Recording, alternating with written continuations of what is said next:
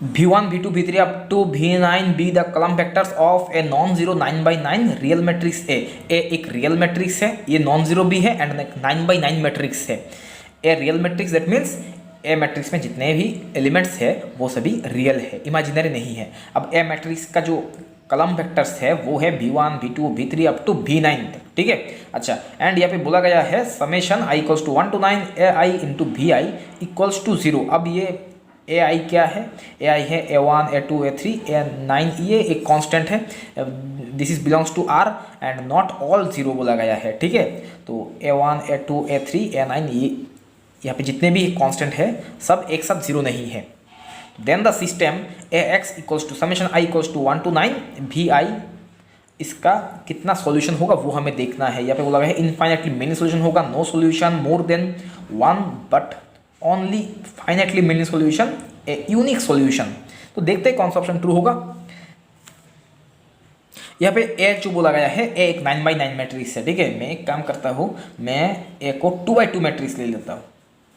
अगर यहाँ पे हम 2x2 मैट्रिक्स लेंगे तो x1, x2, x3, x4 इस मैट्रिक्स जो एलिमेंट है 4 एलिमेंट है, एक 2x2 मैट्रिक्स। तो करने में आसान होगा। ये 9x9 मैट्रिक्स लेंगे तो प्रॉब्लम होगा, ज़्यादा प्रॉब्लम होगा, इसलिए मैं 2x2 मैट्रिक्स लेकर ही इसे सॉल्व करूँगा। अच्छा, अब यहाँ पे देखो, यहाँ पे V1 क्या है? V1 है ये कॉलम, फर्स्ट कॉलम, ये है V1 एंड V2 ये सेकंड कॉलम है V2, ठीक है। अच्छा, तो V1 इक्वल्स टू ये जो कॉलम है x1, x3। अब V2 equals to x2, x4, ठीक है। अच्छा, अब देखो यहाँ पे क्या बोला गया है summation i equals to 1 to 9 ai। अच्छा, यहाँ पे तो हमें क्या करना है, summation i equals to 1 to 9। तो हमारा जो ए मैट्रिक्स है वो है 2x2 मैट्रिक्स, तो इसलिए हम summation 1 to i equals to 1 to 2 लेंगे। ai into vi equals to क्या होगा? पहले i इक्वल्स टू 1 पुट करो, a1 v1 प्लस इसके बाद 2 a2 v2, बस 2 तक ही। अच्छा, तो दिस इक्वल्स टू दिया गया है, क्या दिया गया है? 0 दिया गया है, ठीक है। तो this implies a1 into v1 है ये, तो x1, x3 plus a2, x2, x4 equals to 0। देखो, यहाँ से हम क्या कह सकते हैं कि a1 into v1 plus a2 into v2 equals to 0। That means ये क्या इम्प्लाई करता है? इट इम्प्लाइज v1, v2 ये लीनियरली इंडिपेंडेंट कब होगा? When a1 equals to a2 equals to 0, ठीक है। एंड अदरवाइज क्या होगा? ये लीनियरली डिपेंडेंट हो जाएगा, ठीक है। अगर a1 एंड a2 में से एक भी अगर नॉन जीरो होता है तब ये लीनियरली डिपेंडेंट हो जाएगा, ठीक है। यहाँ पे बोला गया है नॉट ऑल 0, तो इसका मतलब ये क्या होगा? ये v1, v2 लीनियरली डिपेंडेंट हो जाएगा, ठीक है। लीनियरली डिपेंडेंट होगा, इंडिपेंडेंट नहीं होगा, ओके। अब यहाँ पे हमें दिया गया है ax इक्वल्स टू दिस, तो ax इक्वल्स टू दिस। अच्छा, a क्या है? ये मैट्रिक्स है, तो x1, x2, x3, x4, x क्या है? x मान लो ये 2x1 matrix x y and equals to ये दिया गया समेशन vi। यहाँ पे होगा summation i equals to 1 to 2 vi, तो v1 प्लस v2।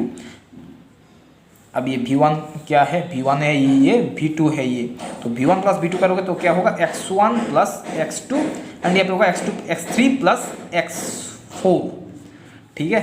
अच्छा, अब दिस इंटू दिस करो तो आपको मिलेगा x1 into x, x1 into x plus x2 into y and x3 into x plus x4 into y। This equals to this x1 plus x2, x3 plus x4। अब ये क्या है, A X equals to summation,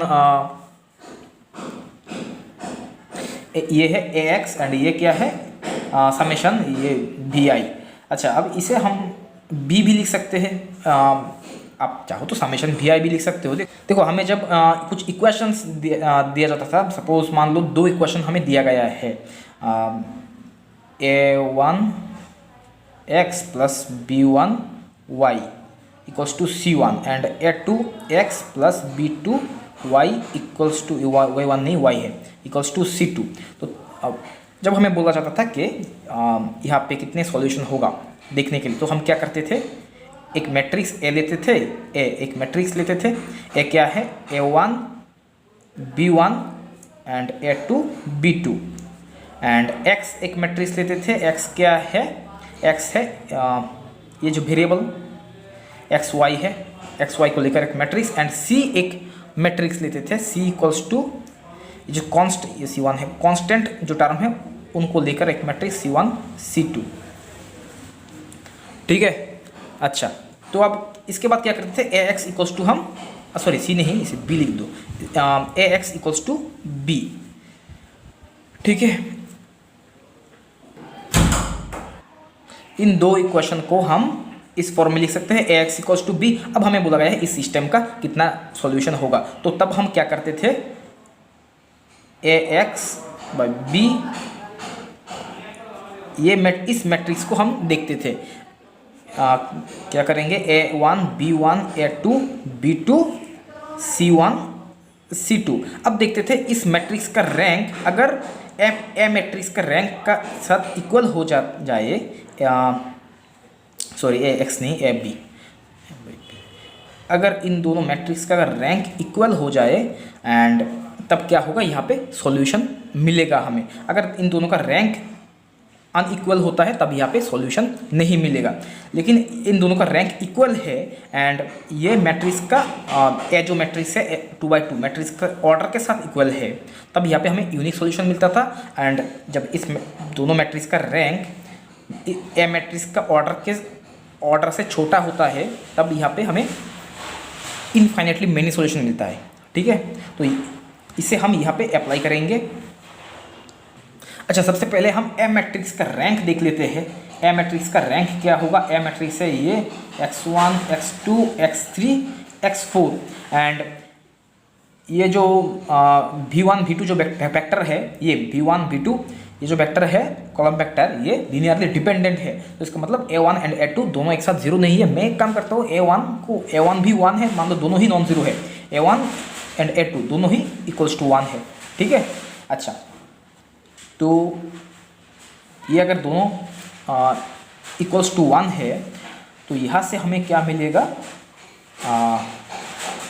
इन दोनों को अगर आप add करोगे तो आपको मिलेगा, यहाँ से आपको मान लो ये इक्वेशन 1 है।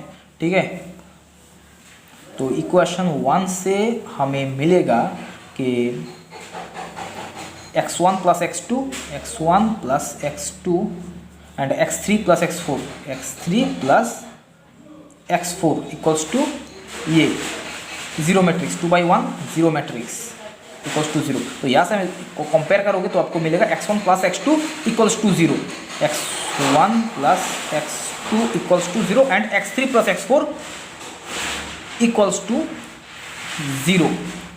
ठीक है, तो ये हमें मिल रहा है। ओके, अच्छा, तो ए मैट्रिक्स है ये। ठीक है, तो यहाँ से हमें यहाँ से आप x2 equals to minus x1 लिख सकते हो। तो यहाँ पे x2 की जगह आप माइनस x1 पुट कर दो एंड x4 की जगह x4 इक्वल्स टू क्या मिलेगा, माइनस x3। तो x4 की जगह आप माइनस x3 पुट कर दो, x3। तो a by B equals to a है ये x1 x2 x3 x4 and b क्या है, b है ये x1 plus x2 x3 plus x4। ठीक है। अच्छा, तो दिस इक्वल्स टू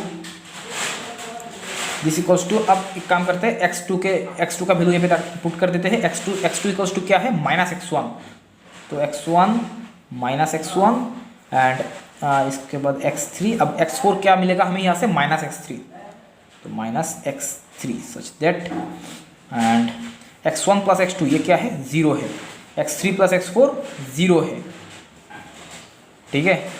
अच्छा, तो आप देखो यहाँ पे, तो देखो ए बाई बी मैट्रिक्स का रैंक क्या होगा, यहाँ पे हमें कितने पिवट एलिमेंट मिल रहा है, 2 पिवट एलिमेंट मिल रहा है, तो इसका मतलब इस मैट्रिक्स का रैंक आ रहा है 2, एंड ए मैट्रिक्स यहाँ पे भी 2 पिवट एलिमेंट मिल रहा है, तो इसका मतलब ए मैट्रिक्स का भी रैंक है 2, तो rank of A by B equals to rank of A आ रहा है, तो इसका मतलब यहाँ पे हमें यूनिक सॉल्यूशन मिलेगा।